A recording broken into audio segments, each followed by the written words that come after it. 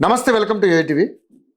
తెలంగాణ రాష్ట్రంలో ఒక బాధాకరమైనటువంటి విషయం మనం గత 4 రోజులుగా చూస్తూనే ఉన్నాం. ఖమ్మం ఘటన. ఈ ఖమ్మం ఘటన చాలా దారుణమైనటువంటి ఘటన. 12 ఏళ్ల అభం శుభం తెలియని బాలికపై ఒక కామాంధుడు మహమ్మద్ గౌష్ అనే ఒక దుర్మార్గుడు ఆ అమ్మాయిని చేర్చి దాదాపుగా 4 అంతస్తుల పైనుంచి కిందకు తోసేసిన సంగతి మనం చూసాం. కారణం ఏంటంటే తన మీద లైంగిక దాడికి పాల్పడిన తర్వాత తను ఎక్కడైనా వాళ్ళు ఎవరికైనా వాళ్ళ బంధువులకు కానీ తల్లిదండ్రులు కానీ చెప్తుందన్న ఉద్దేశంతో ఆ పిల్లని చంపే ప్రయత్నం చేశాడు. బట్ దేవుడి దయ వల్ల ఆ పిల్లకి ఘోరమైన దెబ్బలు తగిలాయి. పాపం ఆ అమ్మాయికి. ఆ అమ్మాయి కూడా ఇప్పుడు నిమ్స్లో చావు బతుకుల మధ్య కొట్లాడుతున్నటువంటి పరిస్థితి మనం చూస్తా ఉన్నాం. తన స్పైన్ అంటే వెన్నుముక విరగడం, అదేవిధంగా కాళ్ళు చేతులు విరగడం, రిబ్స్ కూడా విరిగినాయి అనేది డాక్టర్లు ప్రాథమికంగా చెప్తా ఉన్నారు. డాక్టర్లను కూడా చాలామంది మానవతావాదులు ప్రతి క్షణం ప్రతి నిమిషం కూడా హెల్త్ బులెటిన్ రిలీజ్ చేయమంటూ కూడా వాళ్ళు డిమాండ్ చేస్తడం జరిగింది. కొంతమంది మహిళా నాయకురాళ్ళు ఆ పిల్ల కుటుంబానికి, ఆ పాప కుటుంబానికి ₹1 ఎక్స్గ్రేషియా కూడా ఇవ్వాలంటూ కూడా డిమాండ్ చేయడం జరుగుతూ ఉంది. సో నిజంగానే మరి ఇతను బీఆర్ఎస్ పార్టీకి సంబంధించినటువంటి వ్యక్తిగా కూడా మనకి వార్తలు అయితే అందుతూ ఉన్నాయి. మహమ్మద్ గౌష్ అనే దుర్మార్గుడు. మరి ఏంటి నిజంగానే మరి ఇటువంటి సంఘటనలు ఇంకా పునరావృతం అవుతూ ఉన్నాయి. మరి పసిపిల్లల మీద ఘోరమైనటువంటి దాడులు జరుగుతూ ఉన్నాయి. మరి దీన్ని అరికట్టేది ఎవరిలా? దీని మీద చాలామంది రకరకాల ఆరోపణలు అయితే చేస్తూ ఉన్నారు. సో ఇదే అంశం మీద మనతో పాటు మాట్లాడడానికి మదర్ ఫౌండేషన్ చైర్మన్, అదేవిధంగా కాంగ్రెస్ పార్టీ సీనియర్ నాయకురాలు సంజయ్ రెడ్డి గారు మనతో పాటు ఉన్నారు. సంజయ్ రెడ్డి గారిని అడుగుదాం, అసలు మరి ఈ అంశం మీద తను ఏ విధంగా స్పందిస్తారు. తను కూడా ఒక మహిళ. మరి ఇలాంటి అంశాల మీద ఎన్నో అంశాల మీద తను అనర్గళంగా మాట్లాడుతూ ఉన్నారు. జనంలో చైతన్యం తెచ్చే విధంగా ఆవిడ ఫైట్ చేస్తూ ఉన్నారు. కాబట్టి ఒకసారి మాట్లాడదాం. మేడం నమస్తే. నమస్తే. ఖమ్మం ఘటన నిజంగా చాలా బాధాకరం. ఎందుకంటే ఈ మధ్య కాలంలో బాగా ఎక్కువ చూస్తున్నాం. ఏంటి ఈ దరిద్రం, ఏంటి ఈ బాధ? పొయ్యే కాలము దగ్గర పడితే ఇట్లుంటది. నిజంగా అసలు ఇలాంటి సంఘటనలు జరుగుతున్నాయి. మీరు మాట్లాడుతున్నారు, మేము మాట్లాడుతున్నాం, దీనికి ఒక సొల్యూషన్ లేదా అనిపిస్తుంది. ఇవన్నీ చూస్తే ఏమనిపిస్తుంది అంటే, ఖమ్మం మన ఈ అమ్మాయి విషయంలోనే కానీ ఇంకా చిన్న పిల్లప్పుడు చైత్ర 9 months పాప, ఇలాంటి సంఘటన చాలా జరిగినాయి. ఆ జరిగినప్పుడు సౌదీ అరేబియా చట్టాలు ఉంటాయి చూడు, ఆ చట్టాలు వస్తే గాని అప్పుడు ఈ కొడుకులకి శిక్షలు అనేది ఎట్లుంటది అనేది తెలుస్తుంది. కట్ చేసి పడేయాలి ఎక్కడికక్కడ. జీవితంలో వాడు మళ్ళా సంసార జీవితానికి పనికి రావద్దు. జీవితం తిననీక కూడా ఇబ్బంది కలగాలానికి అలాంటి చట్టాలు కావాలి. కానీ మీరు మాట్లాడుకుంటారు, మేము మాట్లాడతాము, అందరం మాట్లాడతాం, కానీ ఇక్కడ నిజమైన బాధితులకు అన్యాయం జరగట్లేదు అనేది నా వాదన. ఇక్కడ సెంట్రల్ గవర్నమెంట్ చట్ట సవరణ అనేది చేసుకుంటా పోతే, గతంలో ఇంత క్రైమ్ లేదు. గత 30-40 సంవత్సరాల క్రితము రాజ్యాంగం రాసినప్పుడు ఇంత క్రైమ్ మన దగ్గర లేదు. ఇప్పుడు క్రైమ్ పెరుగుతున్నప్పుడు రాజ్యాంగం సవరణ చేసుకోవాల్సిన అవసరం కూడా ఉంది. ఎందుకు అనంటే రాష్ట్ర ప్రభుత్వాలు, కేంద్ర ప్రభుత్వాలు మానవత్వంతో పార్టీలు పక్కన పెడదాం. ఇవాళ మనం అందరం కూడా ఇవాళ అంత చిన్న పాప, అసలు 12 ఏళ్ళ అమ్మాయి ఆ అమ్మమ్మ వాళ్ళ ఇంటికి వచ్చింది. వాడు ఏ పాటనే కాదు, వాడు ఏ కులమైన వాడు భూమి మీద బతకడానికి అర్హత లేదు. ఇలాంటి కొడుకులను బయటికి వదిలినామనుకోండి, ఏముందిరా పిల్ల దగ్గర ఏం కనిపించిందిరా ముండా కొడుక నీకు? 12 ఏళ్ళు అంటే నువ్వు ముసలోడు, నీ తాత మన్మరాల వయసు, వాడు ఇంచుమించు మన్మరాల వయసు. ఇవాళ ఆ పిల్ల దగ్గరే సరే నీ బిడ్డ వయసు అనుకోరా, సిగ్గు శరం ఏమని ఉన్నదిరా నీకు? అంటే ఇవాళ నువ్వు బీఆర్ఎస్ నాయకులు అంటే నేను ఈ రాజకీయాలు చేయదలుచుకోలేదు. ఎందుకు అనంటే ఒక మానవత్వంతో ఒక తల్లిగా స్పందిస్తున్నా నేను. ఎందుకు అనంటే ఇప్పుడు అమ్మాయి పరిస్థితి కూడా ఘోరం. ఒకవేళ బతికినా కూడా ఈ స్పైన్ మొత్తం ఈ నడుములు అనేది కూడా చాలా ఇబ్బందికరం. అదంతా డ్యామేజ్ మొత్తం ఇట్లా అయిపోతుంది. అమ్మాయికి నువ్వు ఎంత చేసినా చాలా కష్టం. సో అలాంటి వ్యక్తిని నిజంగా అసలు అమ్మాయి చెప్తుంటే జరిగింది 6వ తారీఖు. అమ్మాయి ఇప్పుడు ఒకవేళ అమ్మాయి చనిపోయింది అనుకో, వీడు మంచిగా సేవ్ అవుతాడు. అంటే వీడు ఇట్లా బతుకుతాడు అనుకో, అంటే వీడు చూడు వీడి పైచాచి కానీ అసలు అదే బిల్డింగ్ కింద పడేస్తే, ఇదే తీసి పడేస్తే ఎంత బాగుండేది. ఇక చట్టాలు మన చేతిలోకి తీసుకోలేం గాని మనం మాట్లాడితే రాజ్యాంగబద్ధం అంటారు, తోసేస్తే దరిద్రం పోయేది కదా. నేను అనేది ఏంటంటే ఎవడో ఒకరికి ఇలా జరగాలి. ఈ పోక్సో చట్టంలో చాలా డేంజర్ అండి, ఈ చట్టంలో చాలా ఏమున్నాయి, ఏం జరుగుతుంది? ఏ చట్టంలో తీసుకోబోతున్నారు, మంచిగా తిండి పెడుతున్నారు, పందికొక్కలాగా మేపుతున్నారు, దున్నపోతులాగా మేపుతున్నారు. ఇక్కడ బాధితులకు అన్యాయం జరుగుతుంది, న్యాయం జరగట్లేదు. ఈ విషయంలో నేను మాత్రం చాలా అంటే ఈరోజు నిన్న సీతక్క గారు కూడా వెళ్ళడము, 70,000 రూపాయలు కూడా ఇచ్చి రావడము, పరామర్శించడం, శిశు సంక్షేమ శాఖ మంత్రిగా ఆమె బాధ్యతగా. నిజంగా చెప్తున్నాను కదా, తెలంగాణ కాంగ్రెస్ గవర్నమెంట్ లో మహిళలకు మంచి పెద్దపీటను వేయాలని ఒక దిక్కు అనుకుంటుంటే, మంచి గురుకుల పాఠశాలలు ఏర్పాటు చేయాలి, పిల్లలకి మంచి ఆహారం అందించాలనే యోచనలో ఉంటే, ఈ దుర్మార్గులు ఎక్కడ చూడు తమ్ముడు ఇవాళ తండ్రి లేడు, తమ్ముడు లేడు, అన్న లేడు, ఎవ్వడు లేడు, అసలు వాయి లేదు, వరుస లేదు. మొన్న చూడలేదా అక్క తమ్ముడు పెళ్లి చేసుకున్నారు. అంటే ఇప్పుడు దాని మీద నేను మిమ్మల్ని అడుగుదాం అనుకున్నా, అసలు ఏది ఎట్లా ఏమన్నా మానవత్వం విలువ సమాజం ఎక్కడ పోతుంది అసలు? మొన్న చూసినావు బిడ్డ మొగని తల్లి పెళ్లి అసలు ఈ కలికాలం ఎక్కడ పోతుంది? బ్రహ్మంగారు చెప్పినట్టుగా ఇంత దరిద్రాలు ఏంది నాకు అర్థం కావట్లేదు. ఇవన్నీ మాట్లాడడానికి అసహ్యమేస్తుంది. ఇంత ఘోరంగా అత్త అల్లుడంట, అల్లుడిని అత్తనంట, ఆ తర్వాత ఆ తండ్రి వయసునోడు బిడ్డను బలాత్కారం చేసి. ఇప్పుడు మరి ఇక్కడ మానవత్వం ఎక్కడుంది చెప్పు? ఈ ముసలోడు వాడు ముసలోడు అయి ఉండి 12 ఏళ్ల పిల్ల. నిజంగా రవి ఇవన్నీ చూసినట్టయితే మన పిల్లలు మనమే రక్షణ, ఈ ప్రపంచంలో ఎవరు లేడు. ఈ తల్లి కూడా తండ్రి నమ్మేటట్లేదు పరిస్థితి ఎవ్వడే. అది అసలు ఆడపిల్లలకు పుట్టడమే శాపమా అనిపిస్తుంది, నిజంగా అనిపిస్తుంది ఈరోజు. ఇంత దుర్మార్గం, ఇంత అది. నేను అనేది ఏంటంటే ఇట్లాంటి విషయాలు వచ్చినప్పుడు ఆ బాధితులకు ఎట్లా న్యాయం చేయాలని ఆలోచించాలి. ఒక ఆమెనేమో కులం పేరు చెప్తుంది, ఒక పార్టీ వాళ్ళు ఏమో మతం పేరు చెప్తారు, హిందువు అంటాడు, ముస్లిం అంటాడు. ఇవన్నీ మనం కొట్లాడుతున్నాము. మీరు పరామర్శించినా మేము పరామర్శించిన కాదు, ఎవరు ఎప్పుడైనా పరామర్శించనియండి. ఇది పోటీ కాదు. ఒక మానవత్వంతో ఒక బాధ్యతకి న్యాయం జరగాలంటే అందరం కలిసి పోరాడాలి. పార్టీ పరంగా ఒకరి కులం కోసం, ఒకరి మతం కోసము, ఒకరి వ్యక్తిత్వం కోసము, ఒకరి పోటీ కోసం స్పందిస్తే ఇది మనగడ జాగుతుంది, రాజకీయం అవుతుంది. కానీ అంతే నేను అనేది అదే, రాజకీయాలు అనేది ఉన్నంత విలువలు రాజకీయాలు చేయాలి. మన విలువలతో కూడిన రాజకీయాలు చేయాలి. ఆ రాజకీయాలు చేయని కూడా సందర్భం. నిన్న ఆర్ఎస్ ప్రవీణ్ కుమార్ గారు ఉన్నారు. ఆయన అంటే నాకు చాలా రెస్పెక్ట్ ఉండేది, ఒక ఐపీఎస్ ఆఫీసర్. ఆయన గురించి నేను అడుగుతాను. ఇంకోటి ఏంటంటే మేడం, ఇప్పుడు ఇతను తీసుకెళ్లి అరెస్ట్ చేశారు. ఇప్పుడు అరెస్ట్ చేసి కూర్చోబెట్టి మేపుతున్నాడు కాదు. మరి ఇప్పుడు చట్టాన్ని చేతులకు తీసుకుంటావా చెప్పు? తీసుకోలేం కదా. అందుకే నేను చట్ట సవరణ చేస్తేనే కదా. ఏమైపోయారు ఈయన? ఎవరు మన బండి భగీరథ్. అది కదా, అది కదా. ఈయన పేరేం పేరు? మన కమిషనర్ ఉన్నాడు కదా, సజ్జనార్ గారు. ఇప్పుడు తీసుకెళ్లారు, తీసుకెళ్లేసి వాడిని తీసుకుపోయి పోక్సో చట్టం అని బుక్ చేసిరు, యావజ్జీవ శిక్ష. మరి ఇక వాడిని ఇంకా మరి మేపడమే కదా. వాడు కొంతమందికి చెప్తున్నారు కదా జైలు జీవితం హాయిగా ఉంటదని. వాడు వాళ్ళ అమాయకమైన ప్రజలు చెప్పలేరు, వాచ్మెన్ వచ్చిండ్రు, వాళ్ళు ఏం చేయలేరంటే నిజంగా కూడా ఫస్ట్ టైము నిజంగా మనం తల్లిదండ్రులను కూడా గుడ్ టచ్ అంటే, బ్యాడ్ టచ్ అంటే పిల్లలకు కూడా నేర్పించాల్సిన బాధ్యత మన మీద ఉంది. ఈ మధ్య ఒక సినిమాలో చూసాం, బాలకృష్ణ గారు అంత అద్భుతంగా చెప్పారు. నిజంగా అంటే ఇప్పుడు ఇద్దరు తల్లిదండ్రులు ఏం చేస్తారు, పిల్లల్ని ఎక్కడైనా పంపేయాలన్నా కష్టమే, చాలా కష్టం. తల్లి ఎక్కడున్న పిల్లలు అక్కడనే ఉండాలి. ఇక ఇప్పుడు ఏమైతుందంటే ఇద్దరు తల్లిదండ్రులు పనులకి కూలి పనికి పోతురు. ఇక ఇప్పుడు ఆ చిన్నపిల్ల పరిస్థితి ఆంధ్రలో చూడు. తల్లిదండ్రులు చిన్నపిల్లలే కదా అని వదిలేస్తాం కదా, ఏ ఆఘాత్యాలు జరుగుతాయో తెలియదు, ఏమైతుందో ఎటుపోయిందో తెలియదు, ఏమైందో ఏం తెలుస్తుంది చెప్పండి. నిర్లక్ష్యం.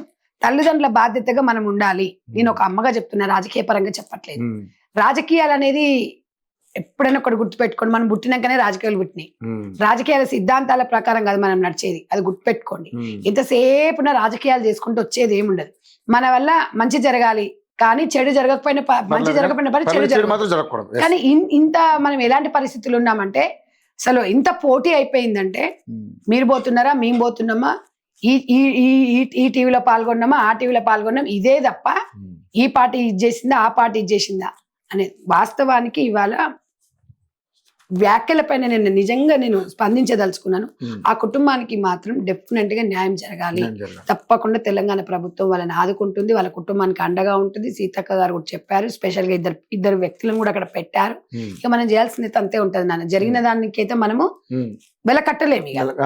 వాళ్ళకి ఇప్పుడు వాళ్ళకి చేయాలి, అది డెఫినెట్ గా చెయ్యాలి. రేవంత్ రెడ్డి గారు కూడా క్లారిటీగా చెప్పారు, అందుబాటులో లేకుండా చెప్పిండ్రు. ఇలాంటివి జరుగుతున్నప్పుడు రక్తం ఉడుకుతుంటది. కానీ రేవంత్ రెడ్డి గారైనా నువ్వైనా నేనైనా చట్టాన్ని అయితే మనం తీసుకోలేం కదా. మనం చేయాల్సింది అంతే, తీసుకెళ్తాం, తీసుకుపోయి అందులో జైలుకు పంపేయగలుగుతాం. అది మన చేతులు ఉంటేనా అసలు ఇవాళ పరిస్థితి ఇట్లా ఉండేది కాదు తెలుసా. ఎంతసేపటికి మనం మాట్లాడుతున్న జడ్జిమెంట్ ఇవ్వలేము, జడ్జిమెంట్ మనమే రండి ఇవ్వడానికి అంటారు. ఇలాంటి మళ్ళీ నేను అదే చెప్తాను, సమాజంలో ఇక్కడ ఇంకోటి, ఇప్పుడు పెద్దోళ్ళకి ఒక న్యాయం చిన్నోళ్ళకి ఒక న్యాయం అన్నట్టుగా కూడా మాట్లాడుతా ఉన్నారు మేడం. ఇప్పుడు వాళ్ళ కటిక పేదవాళ్ళు. ఇప్పుడు నేను అన్నది అదే, అందుకనే చట్టానికి ఎవరు చుట్టం కావద్దు. నేను అదే చెప్పిన ఇందాక మీ కులం మతం పక్కన పెట్టుకోండి అంటే, నేను అదే చెప్తున్నా. ఎవరికైనా సరే ప్రాణం అందరిది ప్రాణమే. మీరు కోసిన బ్లడ్ వస్తుంది, ఎవరిదైనా ప్రాణమే. అది ఏ కాక పిల్ల కాకే ముద్దు, వాళ్ళ పిల్ల వాళ్ళకే ముద్దు. నిజంగా కూడా గొప్పోడు వాడి గొప్పతనం ఉంటే వాడి గొప్పతనం వాడికే ఉంటది. ఎవరికైనా అందరూ అమ్మ కడుపులోకి వెళ్ళే వస్తాం. ఈడికి వచ్చిన తర్వాత బీద గొప్ప ఏం రవి, ఇప్పుడు ఈడికి వచ్చినాం, రేపు ఏం జరుగుతుందో తెలియదు. అలాంటి సిచ్యువేషన్ లో మనం ఉండి ఉన్న 4 రోజులకు ఒంటరిగానే పుట్టినాం, ఒంటరిగానే పోతాం. అలాంటి 4 రోజుల జీవితానికి మర్డర్లు, రేపులు, అత్యాచారాలు, హత్యలు, మనస్పర్ధలు ఎందుకు ఈ జీవితాలు అనిపిస్తుంది ఒక్కొక్కసారి. చాలా బాధ అనిపిస్తుంది. ఇప్పుడు మనకి తెర మీదకి వచ్చేటివి ఇంకా తెర మీదకి జరగడం చాలా ఉంటాయి, చెప్పుకోలేనివి చాలా ఉంటాయి. కొంతమంది రాలేకపోతున్నారు, సోషల్ మీడియా అంత బలంగా ఉంది కాబట్టి ఈ మాత్రం బయటకు వచ్చింది. కానీ ఇంత జరిగినా కూడా ముండ కొడుకులకు కొంచెం సిగ్గుశరం అనిపిస్తలేదు, భయం లేదు, భక్తి లేదు ఒంట్లో. అరే ఏముందిలే అనిపిస్తుంది వాడికి. కానీ ఓ కాలో చేయి తీసేసినాం అనుకో, అప్పుడు అక్కడ సౌదీలో చిన్నపిల్లలు అయితే ఇంకా ఘోరంగా ఉంటది అక్కడ చట్టాలు. పెద్దవాళ్ళని చూసినా, పరాయి ఆడపిల్లని చూసినా కూడా కాళ్ళు చేతులు తీసేస్తారు. వాడు జీవచ్చే బతకలే. కానీ మనం ఇలాంటి అన్ని మనం మాట్లాడుకోవడానికి బాగుంటది, కానీ అంటే మనం ఇట్లా డిస్కస్ చేసుకోవడానికి ఈజీగా ఉంటది. కానీ చట్టాల కాడికి వచ్చేసరికి అంతా ఇది ఉంటేనే నడుస్తుంది. ఆ చట్టంలో మీరు అన్నారు అది ఎవరికి చుట్టం కాకూడదు అన్నారు. ఇప్పుడు కాకూడదు. మదర్ ఫౌండేషన్ చైర్మన్ ఇప్పుడు నిన్న మనము ఎక్కడ తమిళనాడులో చూసాం, వాళ్ళు ఇళ్లలో పని చేసుకుంటదంట జిహెచ్ఎంసీ ఎక్కడో, వాళ్ళ బిడ్డ రేప్ జరిగింది. రేప్ జరిగినప్పుడు కేసు రాయమంటే ఒక ఎస్ఐ 10,000 అడిగింది. ఏం చెప్పాలి? ఒక బాధ్యత గల వ్యక్తి 10,000 రూపాయలు మానవత్వం ఉంది అలాంటి ఏం చేయాలి చెప్పండి? మన లాంటి వాళ్ళు అడిగితే ఏమంటారు? కర్ణాటకలో ఒక 10 సంవత్సరాల అమ్మాయి మీద కూడా సీఎం అలాగే జరిగితే వాళ్ళు నవ్వుకుంటారు ప్రెస్ మీదకి వచ్చి. నేను ఆ మాట అన్నాను, డిపార్ట్మెంట్ గవర్నమెంట్ ఇట్లా అన్నారు అంటారు. అట్లా కాదు, డిపార్ట్మెంట్ అయితే ఏందండి, ఎవడు మనం ఇలా మనం పబ్లిక్ మనం ట్యాక్స్ జీతాలు తీసుకుంటున్నారు. అన్నది కూడా అదే చెప్తున్నా. ఇలాంటి వాళ్ళను నిజంగా చెప్తున్నా కానీ చంప చెల్లు అనిపించాలి. ఎవడైతే ఏందండి, ఎవడికి ఎవడు ఇవాళ వాళ్ళ బాధ్యత లేదు. మంచిగా బలిసి అహంకారంతో మంచిగా ఏసీలలో కూర్చొని ఆ పెయిన్ వాళ్ళ ఇంట్లోకి జరిగితే తెలుస్తుంది. అక్కడ బలహీన వర్గాలకు జరిగితే వీళ్ళకి ఏం తెలుస్తుంది? కొవ్వెక్కి బలిసిన వాళ్ళకి ఎవడేం చేయలేడు. నేను అనేది అదే, బలహీన వర్గాల ప్రజల కోసమే మదర్ ఫౌండేషన్ పనిచేస్తుంది. వాళ్ళ బాధలు ఏంది, వాళ్ళది ఏంది, ఎంతో అంత మన నుంచి అయిన భరోసాను చూపించాలని.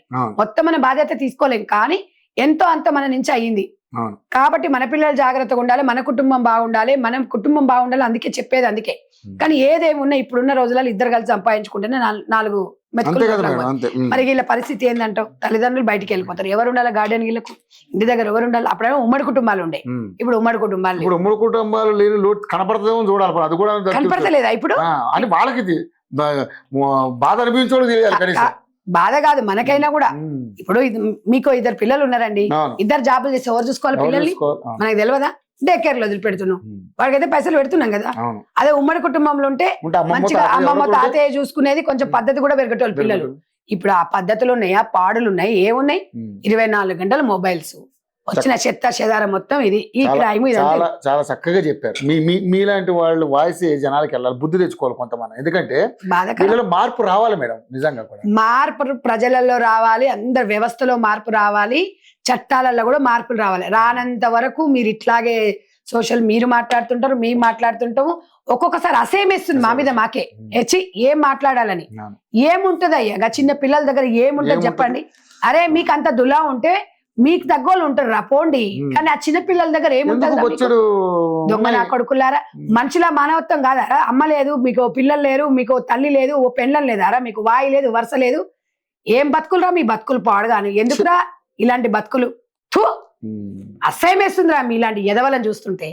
ఇక ఆ యదవన కన్నా తల్లి ఇంకా చూడ వద్దులే, ఇంకా వాళ్ళ గురించి మన డిస్కషన్ విషయం. కానీ రైట్ మేడం, అయితే దీని మీద మన శిశు సంక్షేమ శాఖ మంత్రి సీతక్క గారు విషయంలో దీని మీద స్పందించిన తన తీరులో ఈ ఎక్స్ పార్టీ వాళ్ళకి ఇంక వేరే వాళ్ళ తప్ప వాళ్ళ కింద వాళ్ళ పార్టీ నాయకుడు అని చాలా మంది ఇప్పుడు సోషల్ మీడియాలో ఫుల్ వైరల్ అవుతుంది. ఈడి బీఆర్ఎస్ నాయకుడు ఖమ్మానికి సంబంధించిన వైరల్ అవుతుంది. ఇప్పుడు ప్రవీణ్ కుమార్ గారు ఆ రకంగా ఆయన కామెంట్లు చేసి ఆ రకంగా ప్రెస్ మీట్ లో మాట్లాడితే ఒక బాధ్యత గల గురుగింజనంట కింద నల్లగా ఉంది చూసుకోదంట, నేను ఎర్రగా ఉన్నా అంటదంట. ఆర్ఎస్ ప్రవీణ్ కుమార్ గారి వ్యాఖ్యలు ఎట్లున్నాయంటే ఆయన అసలు ఆ వ్యక్తి ఎవరు, బీఆర్ఎస్ నాయకుడు, అది మర్చిపోయిండు. సీతక్కని టార్గెట్ చేసిండు. సీతక్కని ఏమయ్యా నువ్వు ఒక ఐపీఎస్ అధికారి ఉన్నప్పుడు ఎంత విలువలతో ఉన్నావు నువ్వు అంటే, నువ్వు నీ పదవికి రాజీనామా చేస్తే నీ బుర్ర కూడా ఖరాబ్ అయిపోయిందా అంటే, మీ దొర మెచ్చాలా నేను, మీ దొర మెచ్చాలే, మీ దొర పాలన ప్రెస్ మీట్ పెట్టేసి రీల్ చేయాలనా, ఇంగిత జ్ఞానం ఏమన్నా ఉందా, ఎప్పుడు ఏం మాట్లాడాలనే జ్ఞానం ఉందా నీకు? అక్కడ 12 సంవత్సరాల అమ్మాయి అత్యాచారం జరిగి చావు బతుకుల మధ్యలో ఉంటే సీతక్క రీల్ చేయాలంటావు. ఏం రీల్ చేయాలయ్యా? మీ ఆమెను అడుగు ఒకసారి, ఏం కాన్సెప్ట్ చేయాలి? మీ బిడ్డను అడగయ్యా, లేకపోతే మీ బీఆర్ఎస్ నాయకుని అడగయ్యా, ఏం మాట్లాడుతున్నావయ్యా? చదువుకున్న విద్యావంతివేనా నువ్వు? ఒక ఆదివాసి బిడ్డ సీతక్క, ఒక గిరిజన ప్రాంతం నుంచి వచ్చిన బిడ్డ ఇవాళ ఈ స్థాయికి ఎదుగుతుంటే ఆమెను ట్రోల్ చేస్తావు. నీకేమన్నా ఆడవాళ్ళ మీద కింతనన్నా నీకు రెస్పెక్ట్ ఉందా నీకు? ఇలా మహిళలన్నా ఆడపిల్లలన్నా గౌరవం ఉందా మీకు? మీరు చేయాల్సిందేంది? కళ్ళు దొబ్బినాయి అయ్యే నీకు? 70,000 రూపాయలు ఇచ్చి పరామర్శించి వచ్చింది. రేవంత్ రెడ్డి గారు ఏడికి పోయిండ్రు, సీతక్క ఏడికి పోయింది, మీ కేసీఆర్ ఏడికి పోయిండు, మీ కేటీ రామారావు ఎక్కడ పోయిండు, నువ్వేం చేస్తున్నావు? ఇవన్నీ మాట్లాడుతున్నావు. నువ్వేం చేస్తున్నావయ్యా? నీ అమాయంలో 2014 నుంచి 2022 వరకు రవి 1,67,000 పైచిలకు కేసులు నమోదైనాయి. ఇన్ని సంవత్సరాలలో ఇదే అమీన్పూర్ ఘటనలో గ్యాంగ్ రేప్ జరిగినప్పుడు ఎక్కడ పోయిన వీళ్ళు? కానీ మేము అట్లా మాట్లాడలేదేమో, అది రాజకీయాలు చేయలేదే. ముషంపల్లి ఇక్కడ నల్గొండ జిల్లాలో ఒక 60 ఏళ్ల మహిళ, వృద్ధ మహిళ రేప్ జరిగినప్పుడు వీళ్ళు ఎక్కడ పోయారు? ఇదే మీరుపేటలో గ్యాంగ్ రేప్ ఎక్కడ పోయింది? ఇదే నీకు ఆదిలాబాద్ లో సంచార జాతిల అమ్మాయి గ్యాంగ్ రేప్ చేశారు. ఇవన్నీ వీళ్ళు ఏం చేసిరు? ఏడాబండుకూరు వీళ్ళందరూ ఏం చేసిరు? ఎక్కడ పోయిండ్రు? మేము ఏమైనా రాజకీయాలు ఎప్పుడు చేయాలి? విలువలతో కొన్ని రాజకీయాలు మేము ఏమైనా మాట్లాడినావా? ఎప్పుడు ఏం మాట్లాడాలి తెలియదు. ఆర్ఎస్ ఎంతసేపు సీతక్కను తాట తీస్తాం. ఇంకొకసారి సీతక్కను రీల్స్ అన్నారు అనుకోండి, రియల్ స్టార్ ఆమె, మీలాగా కాదు, రియల్ స్టార్ ఇన్స్టాగ్రామ్ తెలుసా ఆమె. ఇవాళ ఆమెలో ఒక్క 10% చేయవయ్యా నువ్వు, ఒక్క 10% చెయ్యి. 2 సార్లు నిలబడ్డావు, డిపాజిట్ రాలే నీకు. ఒక ఆడబిడ్డ ఎదుగుతుంటే ఒంట్లో నీకు ఏమనిపిస్తుందయ్యా? నువ్వు ఏలనే చేస్తావా? ఇవాళ అవమానించినట్టే కదా. అక్కడ పాపను అవమానించినావు, ఇక్కడ పాప కొట్టిమిట్టిలాడుతుంటే మీ బీఆర్ఎస్ నాయకుడు చేసిన అగత్యానికి సీతక్క రీల్కు సంబంధం ముడిపెడతావా? చదువుకున్నోడివి నువ్వు ఇట్లా మాట్లాడితే ఇక చదువుకున్నాడు ఎట్లా మాట్లాడతాడు చెప్పు? నీ సంస్కారం ఎక్కడ? నువ్వు ఆర్ఎస్ ప్రవీణ్ కుమార్ ఐపీఎస్ ఉన్నప్పుడు నువ్వు గురుకుల సెక్రటరీ, నీ అభిమాని నేను. ఆ రోజు నువ్వు ఆడపిల్లలు ఎంతో అక్కనే చేర్చుకున్నావు. ఇలా రాజీనామా చేసి మతస్థిమితం కోల్పోయి విలువలు లేని రాజకీయాలు చేస్తున్నావు. విలువలు కూడిన రాజకీయాలు చెయ్యి. సీతక్క కోవిడ్ టైంలో దుప్పట్లు పంచింది, పండ్లు పంచింది, కూరగాయలు పంచింది, నిత్యావసర వస్తువులు పంచింది, టాబ్లెట్లు ఇచ్చింది. ఆమె దాంట్లో నువ్వేం చేసినావయ్యా? ఏడ ఉన్నవయ్యా నువ్వు? ఇలా మాట్లాడుతున్నావు ఆమె గురించి. ఆ రకమైనటువంటి అంటే ఆమె చేసిన కార్యక్రమాలన్నీ ఇప్పుడు రీల్స్ అంటే తమ్ముడు అభిమానులు ఉంటారు. అభిమానులు ఉన్నప్పుడు ఇప్పుడు సోషల్ మీడియా ప్రభావం ఎక్కువ ఉంది. ఆమె ఏమని చెప్పిందా? ఆమె అభిమానులు అవునయ్యా ఇవాళ నీకు అంతుంటే నువ్వు కూడా చెయ్యి, నువ్వు చేసుకో. ఇప్పుడు రీల్స్ అంటే ఏం చేసిందామె? ఫ్రీ బస్ ఇస్తేనేమో రికార్డ్ డాన్సులు అంటారు. ఆమె చేసిన అభివృద్ధిది ఇన్స్టాగ్రామ్ లో అభిమానులు పెడితేనేమో మీరు రీల్స్ రానంటారు. రీల్స్ రానంటే ఎవరు? మీ దాంట్లో ఒకటి ఉంటుంది చూడు, దానికి 20,000 30,000 ఇస్తే అది పోయి మన ఆడేంది ఆ మల్లన్న సాగర్ బాపు ఓ బాపు అంటే చూడు, అది రీల్స్ రాని అంటారు దాన్ని. ఎందుకంటే దానికి పైసలు ఇచ్చి చేపిస్తారు కాబట్టి రీల్స్ అంటారు. సీతక్క చేసేది సేవ్ అంటారు. శిశు సంక్షేమ శాఖ మంత్రి అంటే ఒక తెలంగాణకు ఒక తల్లి. అది తెలుసుకోవయ్యా. నువ్వు చదువుకున్నావు, నీ అంత మేము చదువుకోలేదు కానీ నీ చదువుకోక నీకన్నా జ్ఞానమే ఉంది మాకు. ఎప్పుడు ఏం మాట్లాడాలైతే తెలుసు మాకు. రాజకీయాలలో దిగజారిపోయినావు. ఇంత దుర్మార్గం. సబ్జెక్ట్ మాట్లాడు. అమ్మాయికి ఏం న్యాయం చేయాడు? డిమాండ్ చేయి కానీ సీతక్కను ఒక ఆడబిడ్డని నువ్వు టార్గెట్ చేస్తే భార్య ఉంది, నీకు బిడ్డ ఉంది, మీ అమ్మ లేదు? మీ అమ్మని అడుగు ఒకసారి. మీ అమ్మని అడుగయ్యా, ఇట్లా అమ్మకి సిచ్యువేషన్ ఉంది, నేను ఇది మాట్లాడినమ్మా ఇది కరెక్ట్ అని అడుగు మీ అమ్మను. ఇలా ఆడవాళ్ళంటే గౌరవం లేదు. మినిమము ఏ పార్టీలో ఉన్నా మహిళలను గౌరవించాలి. ఏ పార్టీ అని కాదండి, మహిళలను గౌరవించకపోతే అసలు వేస్ట్. ఏమయ్యా ఆడబిడ్డల గురించి దాని గురించి నువ్వు మాట్లాడతావు. మీ పార్టీలో కవితమ్మకి న్యాయం చేయలేకపోయిండ్రు. మీ బాసు ప్రతిపక్ష హోదాలో లేడు, ఎక్కడ పోయిండు మరి? ఆయన ఎందుకు పరామర్శించాడు? నెలకు జీతం తీసుకుంటాడు, ఎందుకు పరామర్శించాడు? ఎందుకు జవాబుదారు ఉండడు?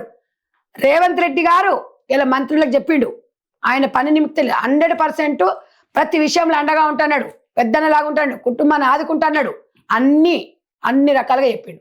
మీ నాయకుడు సీఎం ఉన్నా బయటికి రాలేదు, ప్రతిపక్ష నాయకుడున్నా బయటికి రాలేదు. మరి గురిగింజ కింద నల్లగుంటేనే కదా మరి నేను ఎర్రగున్నాను మీరెట్టు చెప్పుకుంటున్నారయ్యా?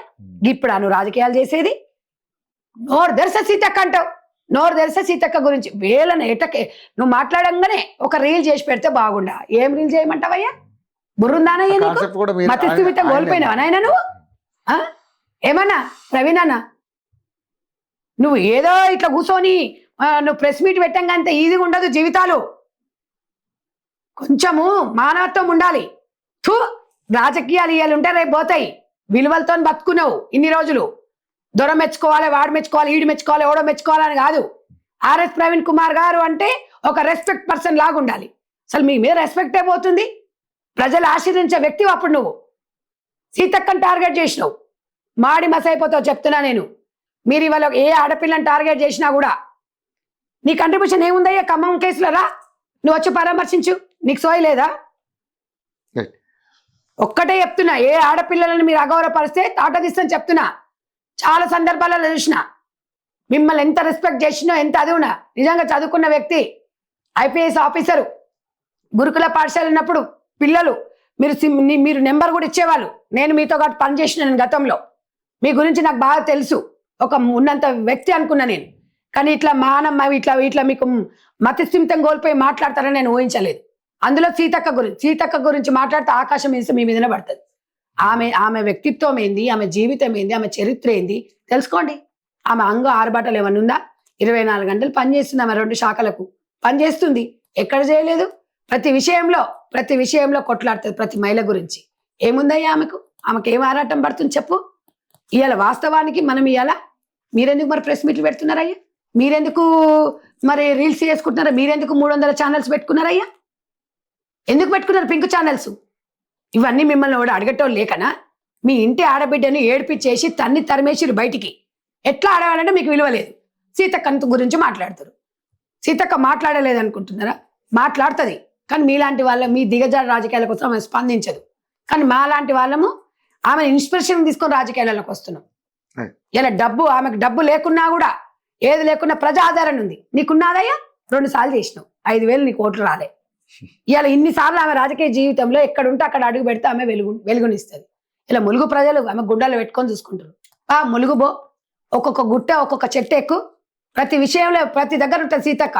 ములుగులో ఏ చెట్టుని అడిగినా చెప్తుంది, ఏ పుట్టని అడిగినా చెప్తుంది, ఏ చెరువుని అడిగినా చెప్తుంది, ఏ గుడిసెని అడిగినా చెప్తుంది, ఏ అమ్మని అడిగినా చెప్తుంది, ఏ తల్లిని అడిగినా చెప్తుంది.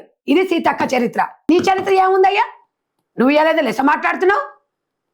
నువ్వు బలహీన వర్గాల కోసం మాట్లాడు, రాజకీయాలు చెయ్యి తప్ప మీరు కాదని ఎవరంటారు? ఒక వ్యక్తిని రీల్స్ అన్నారు అనుకోండి, ఈసారి మామూలుగా కూడా చెప్తున్నా నేను, తోట తీస్తాం.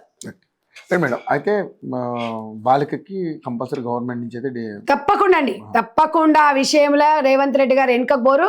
అది మా బాధ్యత రవి గారు, అది మా బాధ్యత.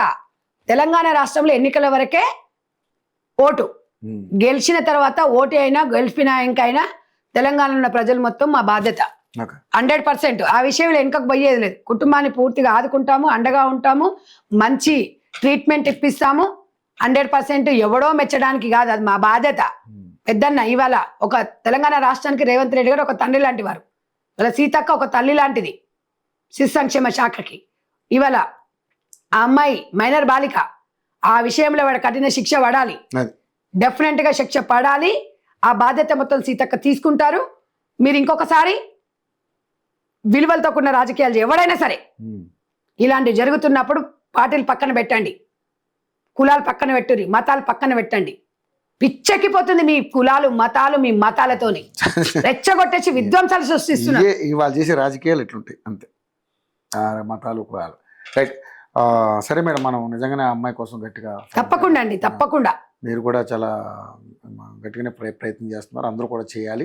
ఎందుకంటే ఇలాంటి పునరావృతం కాకుండా ఉండాలంటే సంజయ్ గారు చెప్పినట్టుగా కఠినంగా ఉండాలి శిక్షలు అయితే. బట్ మనం ఎన్కౌంటర్లు చేసాం, ఒక 2-3 ఘటనలు చూసాం. మనం కూడా ఇదే సజ్జనార్ గారి విషయంలో తెలంగాణలో 2 ఎన్కౌంటర్లు జరిగాయి. కానీ ఇప్పుడు జనం అందరూ కూడా ఏమంటున్నారంటే ఆ గౌస్ అనేవాడిని మాకు అప్పగించండి అని మాట్లాడుతూ ఉన్నారు. సరే, ఇంకా ఆవేదన ఉండొచ్చు, ఆవేశం ఉండొచ్చు, ఒక పాపకు జరిగిన అన్యాయం మీద మీరందరూ మానవతా దృక్పథంతో స్పందించి ఉండొచ్చు. కానీ చట్టాలను మనం మన చేతిలో తీసుకోలేం కాబట్టి సరే మేము కఠినంగా ఉండాలనేది మాత్రం మనందరం కోరుకోవడంలో తప్పులేదు. చూద్దాం ఏం జరగబోతుంది అనేది. Thank you madam, thank you so much.